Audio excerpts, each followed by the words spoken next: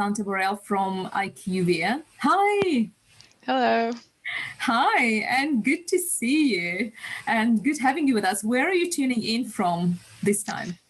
So I'm from Toronto, Canada. Fantastic, brilliant. I don't think we have had a speaker from Toronto just yet, so you will be the first one, and the data scientist as well. Fantastic. So, Santa, I am going to give you co-hosting rights so that you can share your screen, and really, it will be over to you. Okay. Fantastic. So everyone, meet Santa, who's joining us from Toronto from a company called IQVIA. She's one of the senior data scientists there. And I've asked Santa to specifically share her data science journey with us. So I'm really looking forward to that. And straight after your talk, Santa, we will have some questions for you as well. Thank you. Good. Okay, so I'll be taking you through my journey into data science, and really it's meant of more of an example journey, so where I started and how I ended up where I am now working as a data scientist. So just briefly, who am I really? So I'm Santa. I'm currently working as a senior data scientist at a company called Privacy Analytics, which is part of a larger international company called IQVIA, which is a healthcare data company. So I'll talk a bit more about what I do within Privacy Analytics and what we actually look at. But like I already mentioned, I'm from Toronto, Canada. I live and work here, but originally I was actually born in Latvia in Europe. And I moved to Canada with my family when I was 10, and now I live here. So the way I wanted to talk about this is really kind of separate out my journey or my career into specific sections. Because I feel as I was going through my education, it really are kind of separate areas because they're very different parts of your life, and your day-to-day is different, and how you think about things and your experiences are different. So I'll start off by talking about kind of my experience in high school, then move on to my university and kind of what I studied there, and then talk about my working life. So what am I doing now? And here I just listed out some years for you to have a reference point of where I graduated from those stages. So first, high school. So when I say high school, because I know this is an international event, I mean kind of those later grades within your schooling before you go to university. So I found during this time, and I know I guess most of you are in these particular grades right now, I found that this time was really a time for me to try out different areas and to discover what I'm actually interested in. Because usually at that time, schooling kind of forces you to take different courses and really try to experience different things. So I found I was interested in art, let's say, and maybe I wasn't such a fan of writing essays in my English class. But mainly what I found is I was interested in the math courses, I was interested in the science courses, the physics courses, and I enjoyed that problem solving aspect and solving equations and coming to that conclusion and trying to do the calculations. So I knew I liked that piece. But as I was finishing off that part of my life and moving to university, I started thinking about, what do I want to do? What do I want to study in university? And at the time, I mean, this was kind of mid 2000s. It's a bit different than it is now, but I wasn't really familiar with different career paths. I knew kind of your standard careers or more established careers of becoming a doctor or a lawyer or a teacher, but I wasn't really sure what exactly I wanted to do. So I really focused on what I enjoyed in high school, and I moved on with that into university. I mean, probably you are here already at this hackathon and you know you're interested in AI and you probably already have some of these skills and you like doing it. So it's a great step forward for you already. But at the time, at the high school, data science wasn't really a career at all. It didn't exist yet. So it's not like I plan to be where I am now. So once I went to university. I went to University of Toronto here in Canada, and I ended up studying sciences. So I found that in university, it really becomes an opportunity for you to build on your knowledge and then shift to specific areas that you're good at and you enjoy and you really want to kind of continue doing throughout your life. So I started off in first year just doing more general sciences with some math courses as well, of course, to support the science courses. And one kind of moment that really was inspiring for me was I had this first year physics professor, and she was just really passionate about what she was teaching, the work that she was doing, and how she was going about the experiences with the students. And she really left an impression on me because one, that kind of passion and excitement for physics really translated and built my confidence in being able to know that I can do it as well. And I am capable of doing it as I learn throughout the courses. And two, she also showed me that it's important to spread your passions, to really show what you're passionate about, what you're enthusiastic about, because it does leave an impression on other people and kind of spreads that interest for that subject to other people. So I still look back on that time in first year and really kind of very happy and glad that I had that opportunity with that particular professor. So as I moved on, I actually I still studied some of the sciences, but I focused more on the physics and the math, and I actually specialized in a program we had called molecular biophysics. So I developed the foundation for problem solving skills, analytics, the technical skills as well. So once I graduated from my bachelor program, I decided I wanted to do a master's as well, but I wanted it to be in an area that has more of an immediate impact on society or kind of help society in what I'd be doing during my master's. So I focused on the medical field because there was a lot of research going on and you can really help develop some of the diagnostic tools or the imaging tools that are used in the medical field. So I can talk a bit about what I did because it helps kind of lead into how I ended up in data science because it's probably not really so obvious yet. So my master's program was a program, it's not the same all over the world, but the program at University of Toronto was focused on a project work, so an actual project. I was doing a hands-on research project plus some additional courses that I was taking to still develop my knowledge in the area. So what I worked on was, again, a mix of different sciences and kind of different skill sets. What I was looking at here, you have an image from a scientific journal on the topic, is I was working with these really, really small particles here in the diagram, SIRS NP nanoparticles that are used for imaging. So they give off a signal and they're bound to antibodies. Antibodies are small molecules that can stick to different types of cells. So you can use ones that stick to cancer cells and don't stick to normal cells, or the other way around, that stick more to normal cells. So if you have a mixture of these in like a liquid or a solution, you can put it on a tissue and then some will stick and some will not. Based on what kind of tissue, human tissue it is. And you can use imaging, so shine a light or actually a laser to see which one's stuck based on the signal that they give off. So in this little diagram, you see the Raman spectra. So this is the spectral signal that comes out. You can think of it as kind of like colors. It's not really, but it's a signal that indicates what's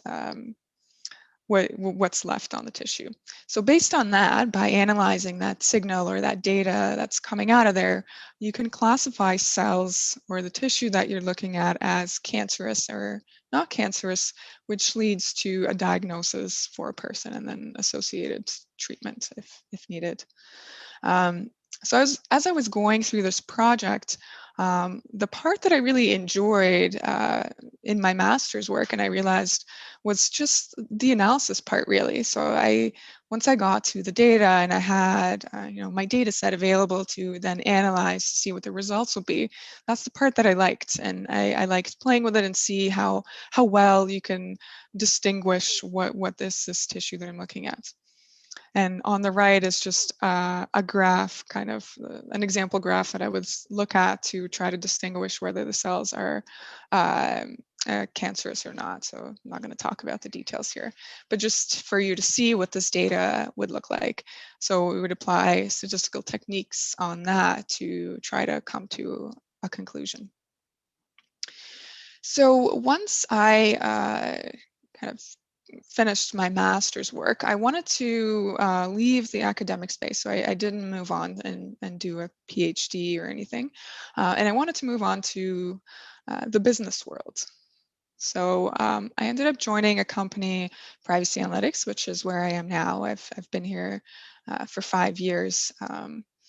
And before I get into what I do, or exactly my role and my journey there, I wanted to talk about what is privacy analytics. I think it's important to understand what we do. It's be not as straightforward. So we just had a talk on privacy, which is actually a great transition into this.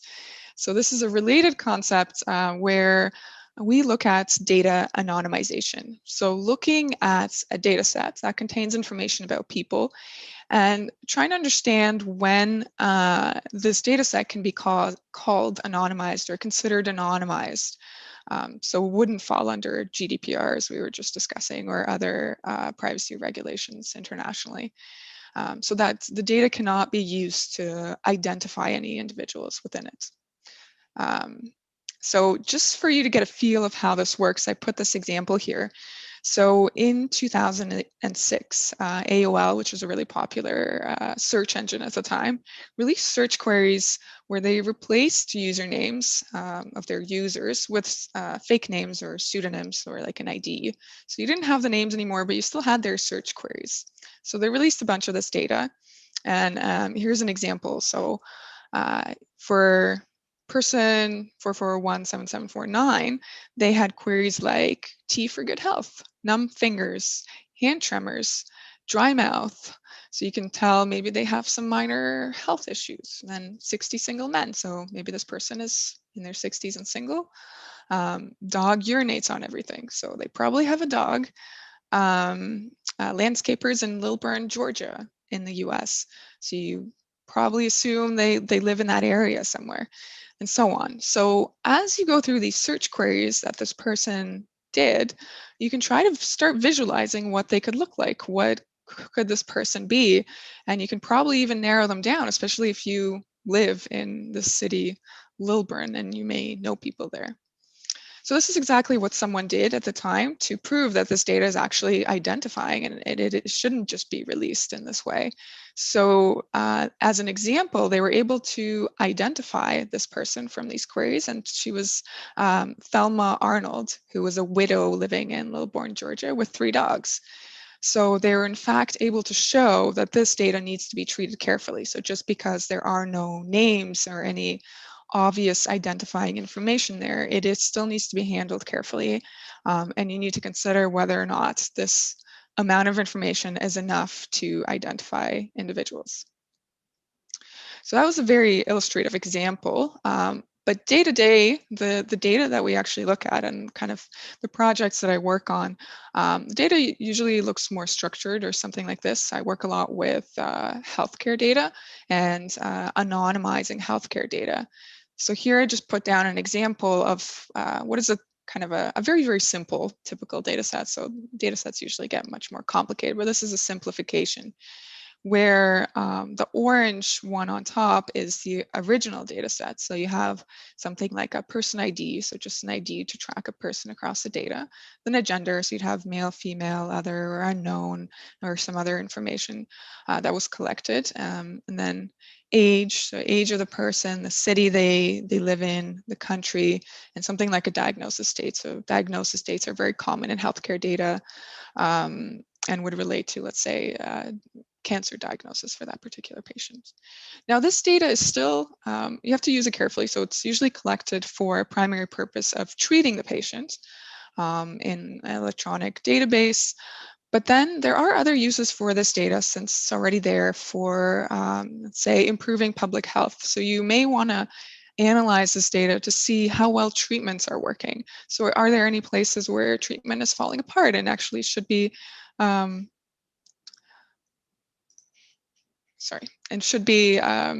used to improve? So the data is valuable, but again, we don't want to be releasing identifying information about individuals. So this data needs to be anonymized before it can be used for other purposes. So we have statistical techniques and kind of algorithms that we use to calculate whether or not this is enough information to identify individuals. So if this was considered to be too identifying for depending on particular inputs and context in the data and understanding of it, an anonymized data set could look something like the one below in gray. So you'd still have a person ID to try to just differentiate who's a unique person. You may still keep the gender. The age may need to be more general. So instead of having age 41, you would create an age bracket from 40 to 49. The city may need to be removed. The country may be kept. And then the diagnosis date, you would just keep the month and the year. So this is just a very illustrative example. There is a lot of work that goes on behind the scenes to get an exact answer to this or a good understanding of this. But this is the kind of work or the kind of data that I look at now day to day. So what goes into this is, understanding the data structure, the data fields, making sure the data is clean.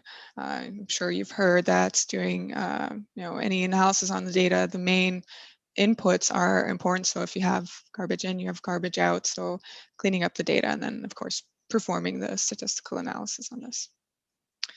So this is what I do now, but I didn't actually start that way within privacy analytics. So I started as a different role. It was called Implementation Solution Specialist, which is a big title, but really what I did is I supported our clients. Like we have a software that does some of these calculations that I was mentioning. So I was supporting clients with training them on using the software, providing coaching, providing any support with using the software. But I knew that I was more and more interested in working as a data scientist. And I wanted to transition into that kind of role within my organization. So what I was doing on the side while I was still kind of in my original role is I was learning more about data science and AI. And this was a couple of years back, so it was still, we can call it early data science time, but it was still very much kind of evolving. So I went to a lot of talks on AI in healthcare because I had a lot of background in healthcare. I went to talks on AI and self-driving cars, kind of what are the limitations, where is the field going?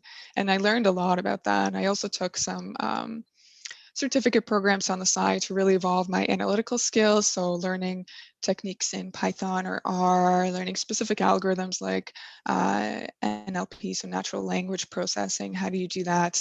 And then maybe even specific techniques for handling big data. So I took a course on Apache Spark, if anyone's familiar with that.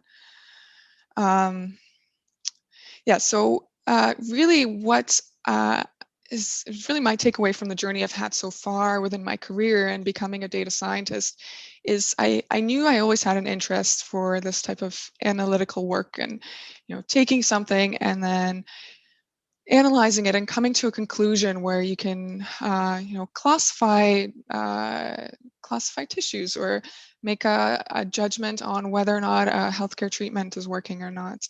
And, there's so many more applications.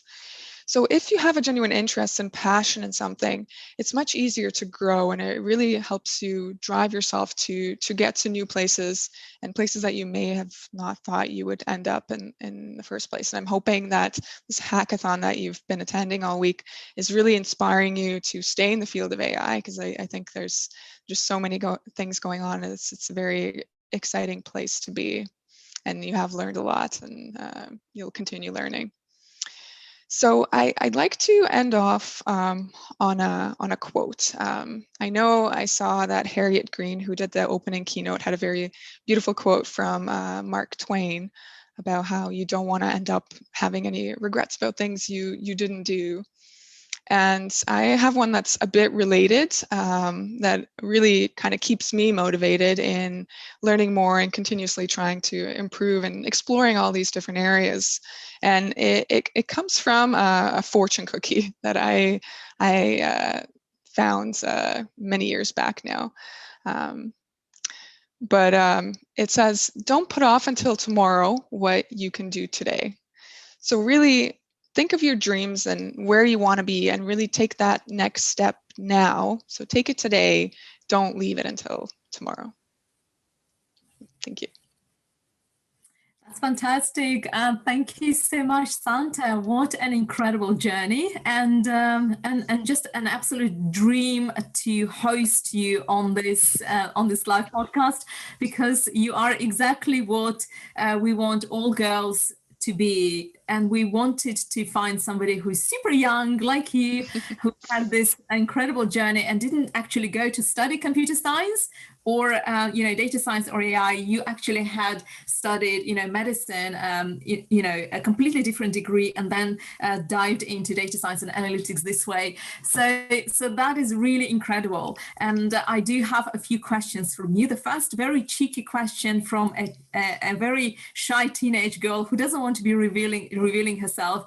She wants to know how much data scientists get paid. Yeah, well, doesn't everyone want to know that? So I think it's a really evolving field, and it really depends what exactly you're doing in data science. So there's, you may be very specialized in a very technical field that's very high in demand, or you may be doing just kind of more general analytics as well, because data science is a very broad concept, I think, at this point, and the term has been evolving, but there's a lot of things that fall into the data science bucket. So it becomes quite a range. So, I don't really want to say any numbers because I'm sure it depends on what country and where. But I think the main thing that I would say is it's definitely a good place to be. There's a lot of opportunities, a lot of work, but the focus should be more on whether or not you want to be doing the job. So you have to remember that you're going to be there day to day doing this. So that's really what you should be focusing on. It's a good career. It's quite stable. There's lots of opportunities, but do focus on whether or not you actually want to be doing it. Brilliant. Thank you so much for that. So, and another question we have from another teenager is, what excites you the most about the future of AI? And where do you see this making the most contribution, in your opinion? Well, the contribution will be spread out over all sorts of fields, I think. But with my kind of focus, and I think I'm biased with the healthcare space, I think it will have a really big impact in making healthcare more efficient and maybe a bit more standardized.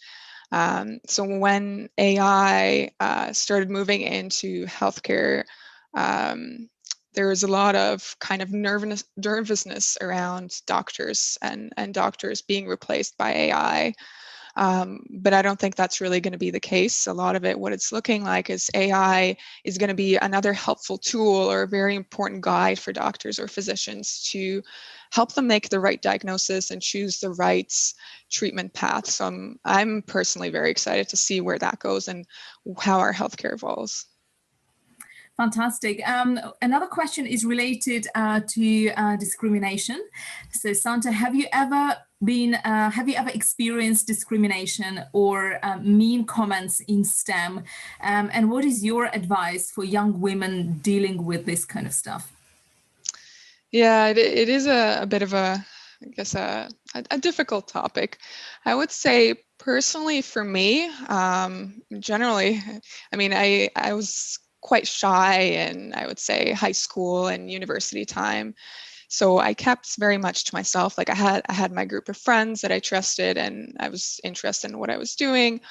So personally, I haven't run into that myself. I've had that experience. The people that I've been around are actually very encouraging and helpful. And I think the main kind of helpful point, maybe I'll say, is really focus on what you're interested in and what you're sticking to, where you want to proceed.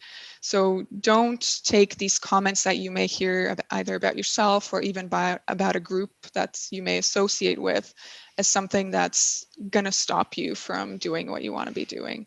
So really kind of know yourself and really surround yourself by people who can support you with that. Absolutely. I'm checking to see whether we have any other questions. And before we get any more questions from teenagers, I have one for you. Why do you think an event like this is important? I think it's just to really spread the excitement about AI. So what are the possibilities and how do you go about doing it? So definitely hearing the different experiences. But one thing that I'll say is that when I was younger, I've never had an opportunity to attend an event like this. So I think attending it early on, even if you have no background in AI, you've never done any programming, this is a great opportunity to really just jump into it. Like that quote said, you know, you may want to be doing this, but you just don't know where to start, and just start. Even if you think you don't know anything about it, it's a great place to learn. And I think everyone's very, like, if you ask for help with anyone kind of already in the field, everyone's very willing to help and guide you in the right direction. Fantastic. No, I do really love that quote. And so to the teenage girls who are out there listening to this live stream and, they've never done any AI, and the majority of our participants have not even coded in the past. So this is really the first time they're diving into this. Very exciting. So the hackathon will be over on Saturday. They will be submitting their pitches and all of their projects. What should they be doing on Sunday if they were wondering still, oh, I really, really love it. Now, where do I begin? Where would you send them?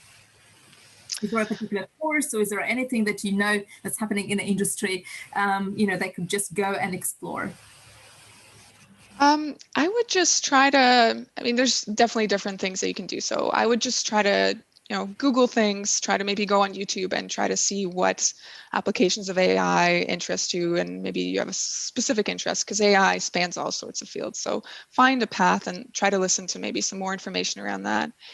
Another thing that's really important is really having that kind of self-drive. So maybe find some data online and really just try to explore it. So have your own little small projects. So you just finished one project and try to do something on the side. So there's lots of like free data sets available online. So take some of that. There's also lots of good like blog posts online where people post how they work through a data science or AI project. So if you're not really sure where to get started, just look at one of those, and people usually post their code, post their data. So just try to replicate it. So if you want to improve your skills, that's a really good place to start. All right. And the very last question then, before I let you go, is what excites you about AI and what terrifies you about AI? Well, the exciting part is, I think, just being able to come to conclusions that we weren't able to come to before. So doing all this processing and calculations and coming to that new analysis point. Now, the scary part is really making sure that the results are interpreted correctly, because you really need to understand what data you're using and feeding in to then understand what is coming out. So you don't want to just take it blindly and use it as whatever answer. You do need to have people involved who have a better understanding, have that bigger viewpoint. So the part that needs to be there is kind of the oversight for that. Brilliant. All right. Thank you so much, Santa. That was really brilliant and amazing. And thank you for sharing your story. This was so important for me that everyone hears your story. And we will be letting you go on this note, because I know you have a whole day. You're just beginning your day in Canada. And we've got another incredible speaker already on the call. So Emma is joining us from GSK. And thank you so much, Santa. Great. Thank you. Thank you. Thank you.